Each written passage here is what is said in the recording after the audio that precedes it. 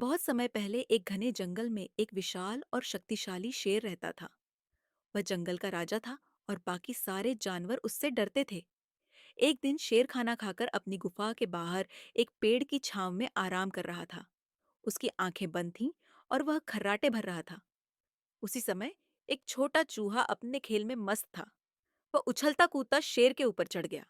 उसने शेर की पूंछ खींची, उसके कान के पास कूदा और उसके पेट पर दौड़ने लगा। तभी शेर की नींद खुल गई। शेर गुस्से में उठ बैठा और एक ही झटके में चूहे को अपने पंजों में पकड़ लिया। वह गुर्राया, नालायक, तूने मेरी नींद क्यों तोड़ी? अब मैं तुझे खा जाऊंगा। चूहा डर के मारे कांपने लगा। वह बोला, महाराज, माफ कर दीजिए, मैंने आपको पहचान नहीं पाया। अगर आप मुझे छोड़ देंगे तो मैं आपका एहसानमंद रहूंगा। शायद कभी मैं आपके काम आ सकूं।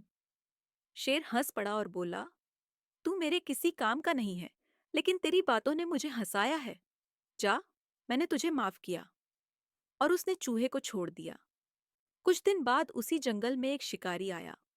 वह शेर को पकड़ने के लिए जाल लेकर आया और शेर की आमद रफ्त वाले रास्ते में जाल बिछा दिया। शेर को कुछ पता नहीं था। वह रोज की तरह शिकार की तलाश में निकला और शिकारी के जाल में फंस गया। शेर फंसते ही दहाड़ने लगा। वह अपने नुकीले पंजों और दांतों से जाल को तोड़ने की कोशिश करता रहा, लेकिन कुछ काम नहीं आया।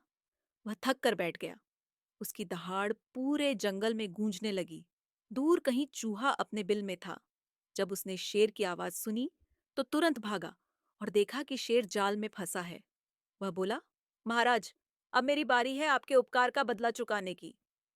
और वह अपने तेज दांतों से जाल काटने लगा। कुछ ही समय में चूहे ने पूरा जाल काट दिया और शेर आजाद हो गया।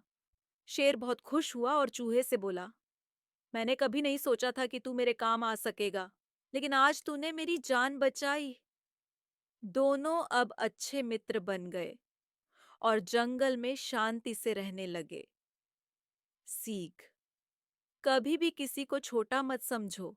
हर किसी का अपना महत्व होता है। दया और मित्रता से बड़ा कोई बल नहीं।